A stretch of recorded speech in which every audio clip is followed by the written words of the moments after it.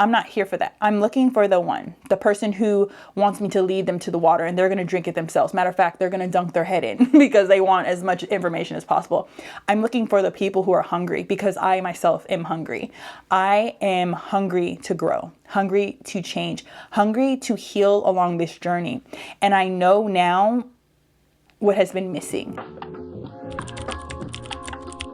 Hello, my love. Today, I want to talk about financial literacy. I woke up this morning and I was like, we don't have to wait till April, even though I know we're really close, but April is Financial Literacy Month and I had intended to do something totally different, but I woke up this morning, hit the ground running and was like, I got to record this video. I actually got to record many videos, but I wanted to start off with this one.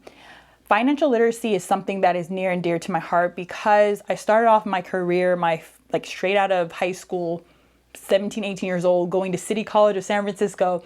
I started out in finance. I was introduced to an opportunity to be able to really teach people how money works.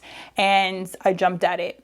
And along that path, not to share my whole story, but along that path of being in this field for over a decade, I learned so much. I literally was the youngest person to get my securities license, which is your investment license, in my office. I was able to get my life license. I was able to sit in crowds or in events and at tables with people who made way more money than I did, like way more money. I went to the investment seminars. I traveled to conventions. I read the books. I picked apart anybody's mind that I can get to. And what it dawned on me actually recently, what dawned on me why I wasn't as successful in that field as I could have been is because I doubted myself. I can recall, and I know this conversation is about money, so just bear with me real quick, but I could recall when I first got in the field, I loved helping people. I loved teaching. I would sit down with someone's grandma for 2 or 3 hours if she asked me to, and teach her the concept over and over and over again. Why you need to have this savings, why you need to do this, why you want to do this. I would sit down with a person my age and talk about it. But one thing that I had in the back of my mind always, and still until recently, was you're too young.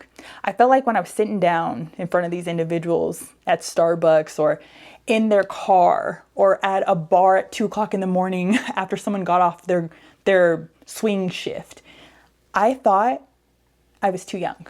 I thought that person was like, this girl is too young. I felt like I couldn't lead teams because I was too young.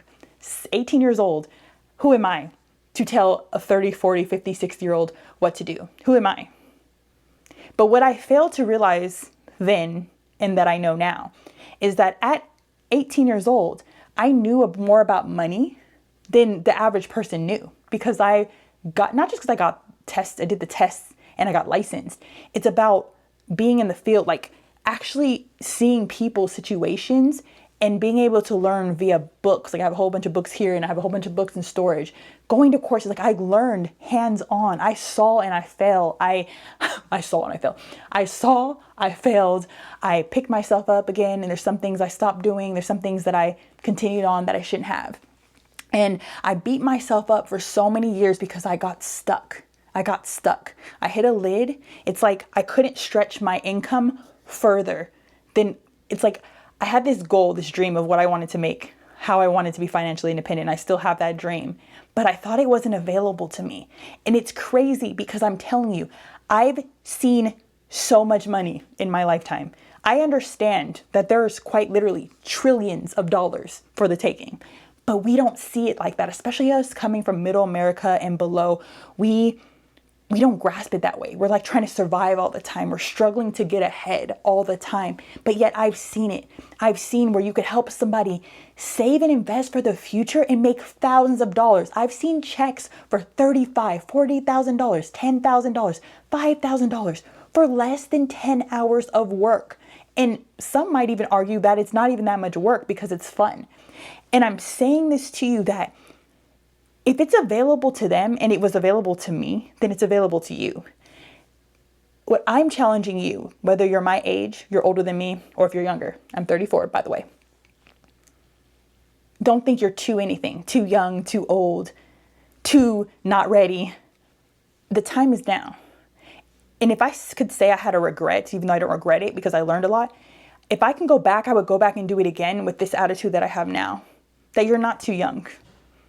It's okay that I sat in these investment seminars and I literally be the youngest girl, a girl, because most of the people, no offense to anybody who's old and white watching this, but it was usually old white men who were in the investment seminars. And I'm a woman, I'm Black, and I'm 18, 19, 20, 21, 22 years old.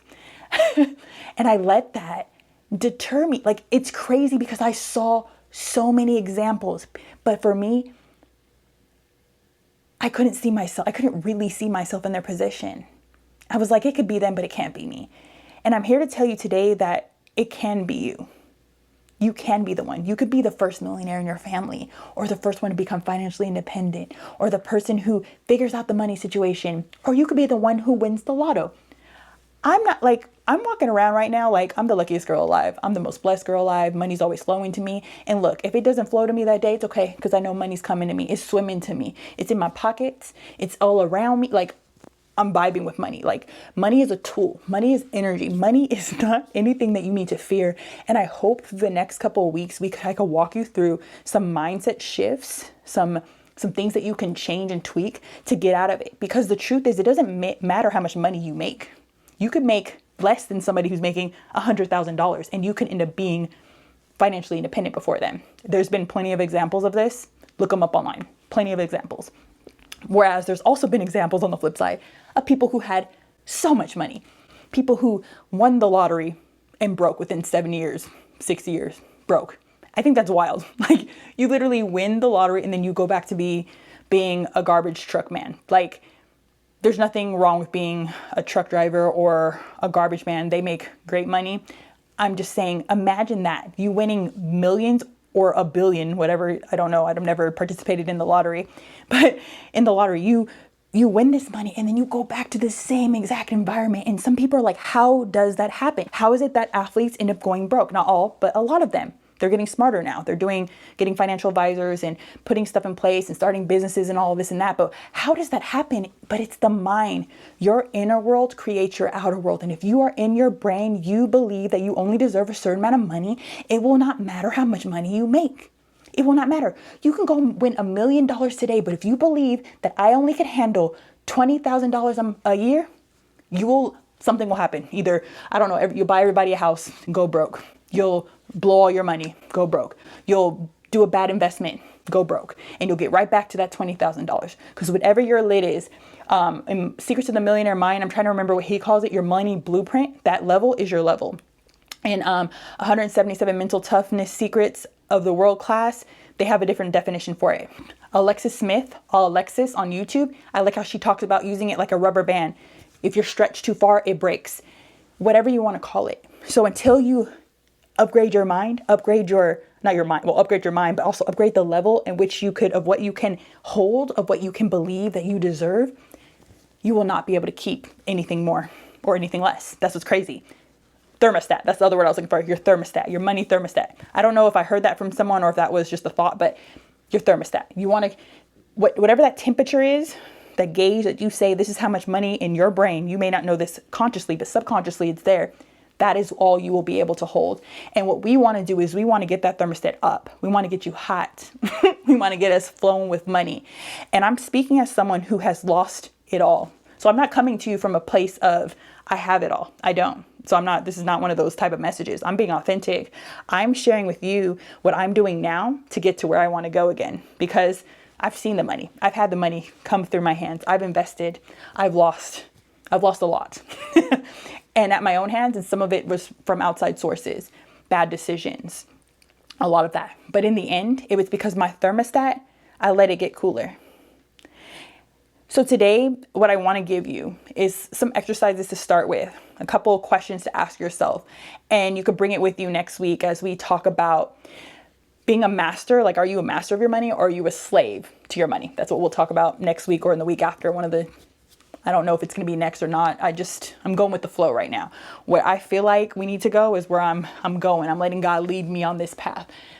But for today, what I want to talk about is real quick here is some steps that you can do today or tomorrow. Should only take you less than an hour to do this. It may take you more if you're like diving deep, getting in the trenches, but to make it a pretty easy activity.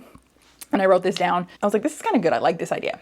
I want you to write down all your bills. And I've already done this. The only part I hadn't done fully and completely is the debt side, but I've thought about it. So I hadn't write this down, so I will be writing this down today. But in general, I want you to write down your bills. I want you to write it down with pen and paper or pencil and paper before you do a spreadsheet. This is because there's something about writing things with you seeing things in your own handwriting. Because this step is really more about journaling than anything. So if you have a journal, you could do it in your journal. I've done, like I said, a portion of this in my journal, and I need to add a couple of the steps into my journal, which I'll do immediately after this. But I want you to go through all your expenses. So you could do this a few ways. You could either just write down your bills. That's like the basic way, the easy way. Write down your bills. Or if you want to be more advanced, kind of like your bonus way of doing it, I want you to go through your last 30, 60, or 90 days and look at every single thing you spent. Whether it was with your credit card, whether you did Affirm or buy now, pay later, whether it is in your Amazon account, whether you paid it in cash, hopefully you could recall it, or if it was transactions with your debit card, whatever, however you spend money, and a lot of people, it's multiple ways. I want you to write that. You could look at it too, or you could write it down. I recommend looking at it, writing it down. Okay. Once you're done writing those things down, whether you decide bills or if you decide to do all of your expenses, I want you to look at each of these things and, like I said, write, or you could think about it.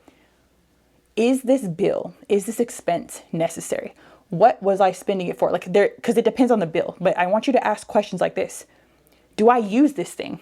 Because some of you got subscriptions. I don't remember I want to say it's Rocket Money, but I don't think that's the right brand. But there's a company that has literally solved a problem. They literally said, we will help you unsubscribe from all your subscriptions. And I can't think of what that company is right now. And if I remember, I'll write it on the screen. But I was like, people do that? Like, I couldn't believe it because I've never been like that. Like, I know if I have a subscription, I have a reminder on my phone to either get rid of it or say, okay, do I want to keep the subscription and then just keep it? Or to look to see if they have a cheaper rate for annual, semi-annually, blah, blah, blah. But that's how my brain of being in finance works. But I guess a lot of people don't do that. So I'll write down that brand if I remember, if I recall, or if you know it, write it in the comments. But that's crazy. But a company came in and solved a problem. Remember that for in April when we talk more about just like business and money ideas. Hector Lamarck, I love this individual, but he talks about his good business, great businessman. He says money flows to people who solve the most pressing problems, the world's most pressing problems. They solved a problem, and I'm sure they're making great money. And that means that you can too. There's always more than enough people. There's always more than enough consumers. The market is not oversaturated. Don't let people tell you all these stories. There are so many, 8 billion people in the world. The market is not oversaturated. Purred. I wrote on here, okay, so is this item bringing you value? I wrote, does it serve you? How is it being used? Is it being used? How much do I use this thing? Because some people are paying for subscriptions, they don't use it enough. If you're paying for all these subscriptions, figure out which one you really use. Because a lot of people, I'm like, how are you watching that much TV? Not trying to judge you. I'm just saying, like, there's so much of the world to see. Please don't be in your room watching shows all day, every day when you're off. Go explore the world, go outside, go on a walk. Let me not tell you what to do, I'm sorry.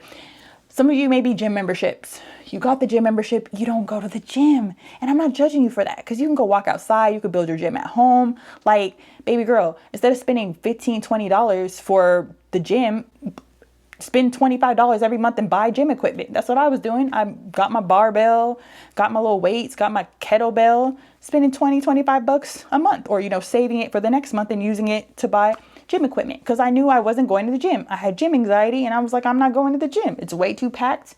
It's too much. Worked out at home. Go on a walk. It's free. Unsubscribe, delete, cancel any of those things that you notice. Anything that's not in alignment with you, get rid of it. Remove it. And be real honest with yourself because remember, this is about you. This isn't about me. You don't got to report back to me. I'm not your teacher. I'm not your professor. You answer to you. So you figure out those questions and really determine what bills, what expenses make sense. Because some people are like, I can't save money. But really, you're just overspending. You're buying Starbucks when you shouldn't be. I'm not saying not to drink Starbucks. I mean, personally, I don't like Starbucks, but I don't really like coffee in general. But if that's what you love, baby girl, do that. But if you're having problem with debt and your bills and blah, blah, blah, blah, you may need to cut back in another area, or you may need to make money elsewhere. So examine everything and see where that leads you. But really, like I said, journal about, like, I'm telling you, like, when I started thinking about this morning and I started like going through my bills in my head instead of actually like writing them down, because like I was just thinking about this idea, I was like, that's powerful. Like, dang, I never thought about it like that. Like, why, you know? And then the next thing I want you to do is write down all your debts, aka your liabilities. And this is even deeper. Like, so if you don't even do this with your bills, you just write down your bills just so you could see them and get rid of the things you don't use. But if you, this part for your debt, I think is fire. This is where I mainly got the idea, was when you look at your debt, I want you to ask yourself, how did you get to this point? I think the debt part is so telling. If we can understand the mental side of how we got in debt. A lot of us are blaming other outside sources for our debts and for the things that we messed up on, when really we should be taking responsibility ourselves. I get it, life happens, but life happened, but yet, you didn't have an emergency fund. You didn't have a money market. You had no cash reserves. Some of us do, and we just didn't make it to build it up enough. But yet, you don't have these cash reserves. Excuse me. You don't have these cash reserves. Oh, jeez. Oh.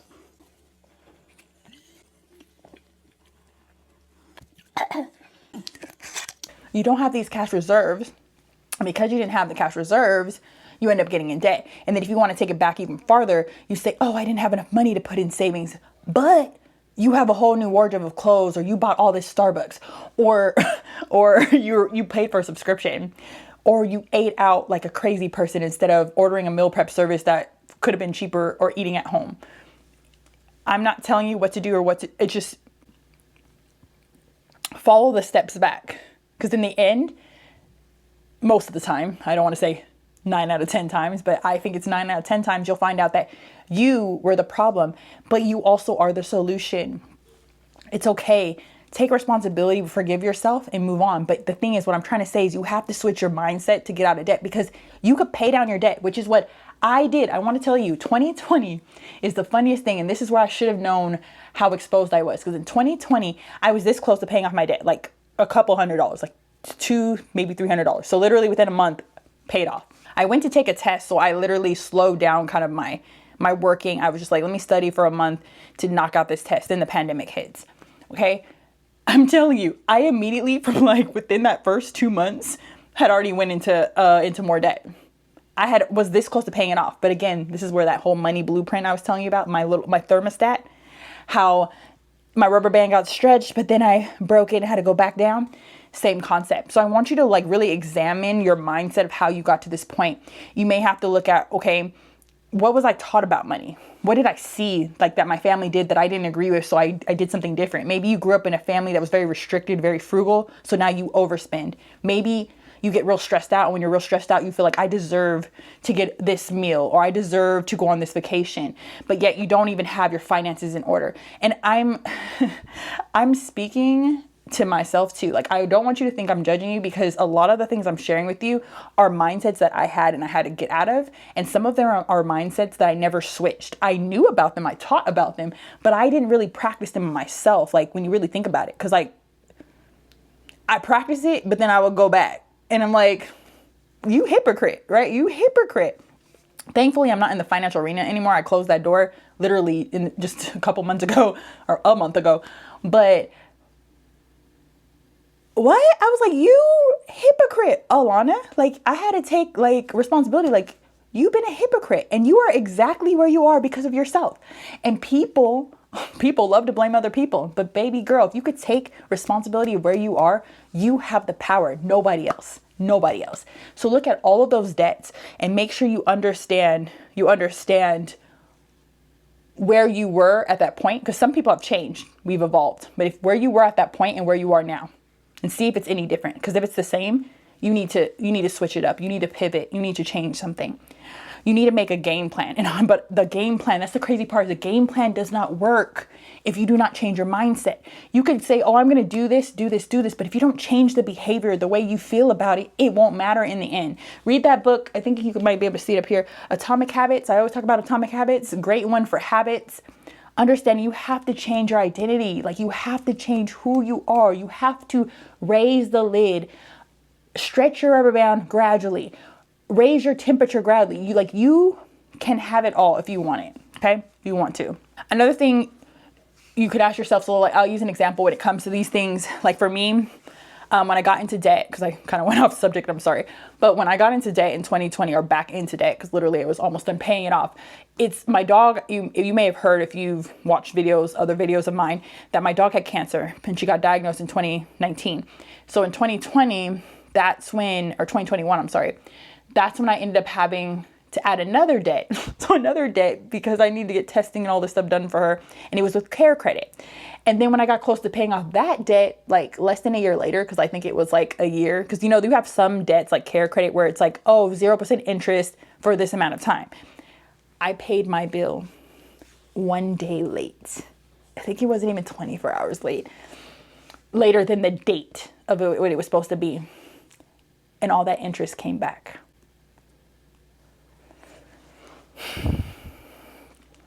And I was like, wow, I came to this epiphany just recently. I was like, wow, you're addicted to suffering.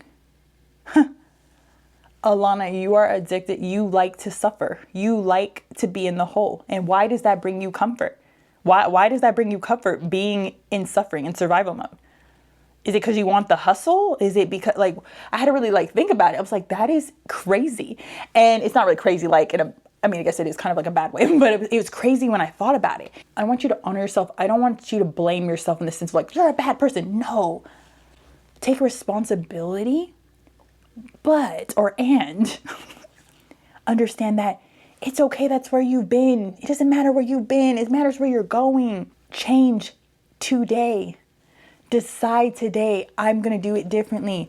I'm going to figure out how to be whatever individual that you want to be. You want to be the person who is an excellent money manager. Decide that today that's who you're going to be. You want to be the person who does not spend more than they make. Decide that's who you're going to be, and start putting things in place. And I'll share more of this in April or in the next few videos, but you can do things like delete the shopping apps off your phone, baby. If you know that you're going in debt because of whatever, delete it off your phone. Delete the Pinterest, delete the Amazon, delete the Instagram. I don't even have Instagram right now. I want to go back on Instagram to post certain things, but then I'm like, I don't know if I want to be in that trap again. Distraction. The dopamine hit, it was getting me. I was addicted to it. Like, scroll. I don't want that life. So it's still deleted for me. But for you, maybe you need to unfollow certain influencers. Maybe you got to unsubscribe on your email list. You got to delete the apps. Got to get rid of the memberships. You need to figure out for you, what is that thing? Think about it. If you are a believer, pray about it. God will reveal that to you too. Another thing I do want to mention, that there's some of us who we got in these debts because of other people's decisions. Like maybe you had a spouse who ran up the credit card, then passed away prematurely. They didn't have life insurance. They didn't have any extra assets. Again, release the blame. Take responsibility. It's not your fault, but it is your responsibility. I want to say it was Mark Manson in The Subtle Art of Not Giving a F, because I had to rewrite it again. And I believe that's because I couldn't figure out where I originally got that idea from. For it's not, I always knew about not giving your power away, but I couldn't remember who said it's not your fault, but it is your responsibility. And it's Mark Manson. I also got the idea from Tom Bilyeu, but I don't remember if he says responsibility, but just want to give them a shout out where shout out is due. Shout out is due. But it isn't your fault. And I have so much compassion for you, my love. You can get out of this. You can get out of debt. I want you to understand that if you are in debt right now. Another note I said that I forgot to mention is just saying that examine what has your spending shown you about yourself so far. Are you a good money manager based on what you see? Or do you tend to overspend? Are you frugal or are you cheap? There's a difference. Do you have great money habits, but you're scared to invest your money for whatever reason? Are you scared to make your money work for you? Like, are you a hoarder? Do you basically Did you grow up with maybe like a person who grew up in the Great Depression who didn't have much, so they tend to hoard things and keep a lot of things because they want to make sure it's safe, or they may keep their money under their mattress because they knew the banks, I mean, the banks still don't really do much for you, but they knew the banks weren't going to deliver on what they promised. Pay attention. Think about that. Who did you grow up with? Like me, I grew up with my mom, my grandparents, and my uncle was in the household too. And I could see now a lot of my habits, where I got the certain habits and thought processes from. So really examine that. You could even like think back to childhood. I don't want you to get all, don't go too deep to where you're getting, triggered by the past. But just to get an example, kind of get a feel as we go into April, into these next few weeks of financial literacy. Be so aware of what you're spending and how you're spending it and why you're spending it, and find out what the root cause is so that you could fix and heal from it as you move forward. Decide the person you want to be. If you want to be the cheap individual, cool. If you want to be the frugal individual, cool. If you want to be the excellent money manager, cool. If you want to be financially free, financially independent, cool. If you don't care, I don't think you'd watch this video this far, but if you don't care, do that. Cool. I'm not here to dunk your head in the water. I'm not here to tell you to change. I'm not here for that. I'm looking for the person who wants me to lead them to the water and they're going to drink it themselves. Matter of fact, they're going to dunk their head in because they want as much information as possible. I'm looking for the people who are hungry because I myself am hungry. I am hungry to grow, hungry to change, hungry to heal along this journey.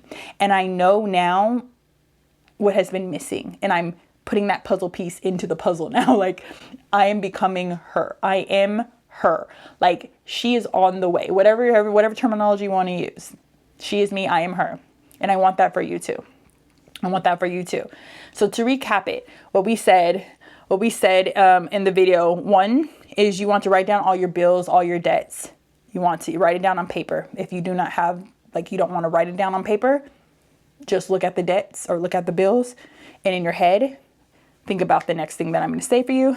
Another thing I added is your bonus, go through your transactions for the last 30, 60, or 90 days. 2, for your expenses, I want you to write down and think about how often you use a thing. Is it necessary? Do you actually want to continue paying for it? Do you use it? Things like that. Cancel anything that you're not using, get rid of it or decrease it, or find out if you could do it in a cheaper way. For debt, I want you to write down the debt. Ask yourself, how did you create this debt? How did we get here? How did we get here? Was it because of an emergency vacation? I call it emergency vacation, but really I mean like someone passed away or somebody got sick and you had to go to the house. Not really a vacation, but you have to take vacation time if you have a job to be able to go do those things a lot of time. Was it that you didn't have an emergency fund, cash reserves, investments? Was it because you just overspent? You just went crazy at Home Goods, you went insane at Home Goods. Then I want you, after all this, to take responsibility. You got yourself here, as I said, but you can get yourself out of this. The tools are there. There's so many resources. There's no excuse anymore. There used to be excuses in maybe the 50s, 60s, and before. But you don't even have to go to the library for that stuff. You don't have to go to the bank. You can literally go on YouTube. You can go in a Reddit thread. You can go take your own courses online. You can buy a course. You can go get a book. I literally have a book. What is wrong with your life insurance? Right there. Old OG book. The book is old. I got it used many years ago. You can learn whatever you want these days. You have AI at your fingertips. You have the World Wide Web, everything. I rent from the library for free, $3.99. Rent from the library. So it's there's no excuse anymore. So many free resources, so many paid resources. Go to an investment event. I'll be at InvestFest in August of 2025 of this year. So if you're going, let me know in the comments, but I'll be there because I understand investing in myself is so important. I can't expect you to invest in me if I'm not even investing in myself. I'm not growing. I'm not getting better. I want to be one of those multimillionaires or even billionaires who are sitting in the front row taking notes, who are so hungry to learn, so wise, but they're so hungry to learn because they know they don't know everything. I want to be one of those individuals. I don't mean necessarily that I want to be a billionaire. I'm not saying all that. I'm just saying that I want to be so hungry, so wise, so open for the rest of my life. No judgment, understanding that I can learn from anybody. And I hope that you learn what you need to learn from this video and that you're able to take whatever it is that you need to take from this video and utilize it. I hope you do your homework. I hope that you believe that you are the luckiest girl, the most blessed girl, that money is flowing to you all the time. It's just swimming. It's swimming to you all the time. I hope you believe that. I hope you can see your pockets overflowing. I hope that you're not afraid to give or to share or to love, because there's so much abundance in this world. And I had to remind myself, there's so much. And it's available to you. It's available to me. It's available to your cousin, your auntie, your uncle, your grandpa, your neighbor, even that ex you don't like. It's available to all of us. Next week, I'll be covering some points on how do we figure out if we're a master of our money or a slave to it. That is the plan. If it pivots for some reason, I will still link it here and below in the video when it's up if you're watching this in the future. If you're not, if you're watching this as of the day or the week that I post this and you want to continue this money conversation, check out this video here. I will see you in the next video. With all my love, Lana.